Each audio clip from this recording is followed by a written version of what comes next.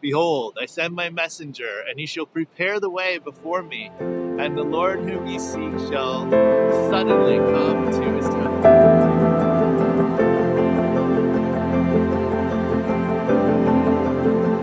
Hey guys, welcome to the video this week. I'm out here again on the trail. I'm going to do today's Bible passage.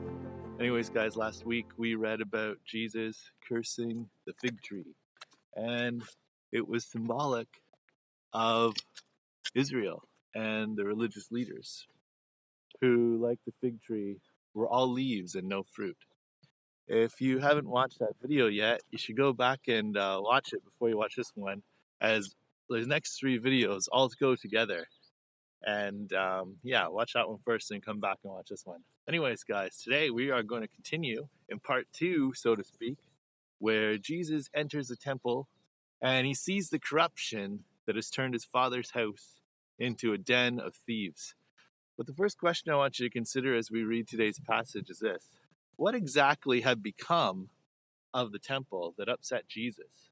And number two, did God's original plan for salvation only include the nation of Israel? Anyways, guys, I want you to think about those two questions as we continue and read today's Bible passage. And we continue here in Mark chapter 11, and we're going to go from verse 15 all the way through to verse 19 today. And here's what it says. And they came to Jerusalem, and he entered the temple and began to drive out those who sold and those who bought in the temple. And he overturned the money changers, and he overturned the tables of the money changers and the seats of those who sold pigeons. Now let's pause there for a second and understand just how corrupt the activity of the chief priests and the temple have become. Just imagine this scene, right? People were selling animals and grain at hugely marked up prices for people to buy and for their sacrifice. And also think about the people buying. They hadn't brought a sacrifice, they were buying one. Both situations are not good. And Jesus chases both peoples out of his father's house. And we're going to continue here at verse 16. And verse 16 says, and he would not allow, we're talking about Jesus, right? He would not allow anyone to carry anything through the temple. Now, remember, the temple, let's pause for a minute, had become nothing more than a marketplace where people traveled through to buy and sell their goods. This is why we read about the fig tree having no fruit, right? It's symbolic of the fruitless religion going on in this temple. Now, if you didn't see the video before this, you won't have heard about the fig tree metaphor that Jesus uses. Actually, it isn't even a metaphor, it's a real life happening, but he uses it to show them what's going on with this leafless fig tree. It's the religious leaders at the time, the temple, the religion was fruitless. It was just full of leaves. It was a facade. We continue here in verse 17 where it says, and he was teaching them and saying to them, is it not written, my house shall be called a house of prayer, and for all the nations? But you've made it into a den of robbers. Now pause there for a minute and walk a little further and talk about this. Now this brings us to the first question I asked you to consider, and that was, what exactly had become of the temple that upset Jesus?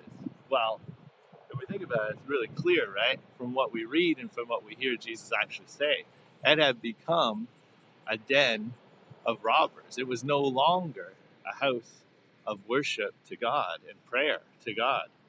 This also brings us to the second question to ask you to consider, was, did God's original plan for salvation only include the nation of Israel? Well, of course not, right? That's a simple answer is no, it didn't. And we can see this evidenced here by Jesus' teaching, where he clearly says in this passage, he's teaching that his house is for all the nations as a house of prayer. It was for everyone. It wasn't to exclude anyone based on their race or their nationality. It was for everyone. Israel was to be a light that brought people to worship the one true God. Now continue in verse 18. At verse 18 it says, "And the chief priests and the scribes heard it, and they were seeking a way to destroy him, for they feared him, because all the crowd was astonished at his teaching. And when evening came, they went out of the city." Now, instead of listening to Jesus, again, the religious leaders are afraid because, hey, Jesus is disrupting their system of greed and control. So they plot to kill him. Jesus knew that this was going to happen. This was part of his plan to be the once and for all sacrifice for the sins of the world. And he wouldn't be stopped from succeeding in this. Now, the religious leaders, above all others, they should really have recognized their king. They should have recognized Jesus as their king by what he did.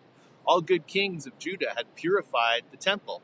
And we can read in Malachi chapter 3 from verse 1 to 4 where the prophet tells them what the coming Messiah, the Son of God, would do. So let's take a look and read in Malachi chapter 3 verse 1 to 4. Here's what it says. "Behold, I send my messenger, and he shall prepare the way before me.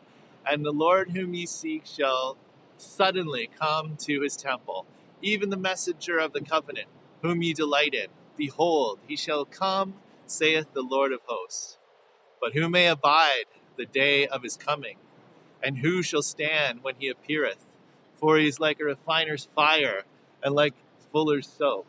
And he shall sit as a refiner and purifier of silver, and he shall purify the sons of Levi, and purge them as gold and silver, that they may offer unto the Lord an offering in righteousness. Then shall the offering of Judah and Jerusalem be pleasant unto the Lord, as in the days of old, as in former years." Now, we can hear in these words from the prophet, they're talking about Jesus and what he would do and will do. Now think about the situation that we as Christians find ourselves in today. If Jesus acted like this to the old earthly temple, how is he going to act towards the new temple that is his body, the Christian church?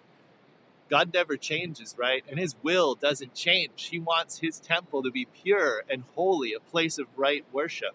And we need to seek God and ask him to show us, to each of us, what kind of temple we are today. Anyways, guys, God bless you. I hope you enjoyed the video this week. And God willing, I'll see you next week where we'll do the final part in this 3-part series about the fig tree and Jesus entering the temple. Hey guys, thanks for watching the video this week. And remember, true knowledge is meant to be shared. So go out and tell a friend, or 2 or 3 or 5 or 10 friends what you learned about this week. And God willing, I will see you next time.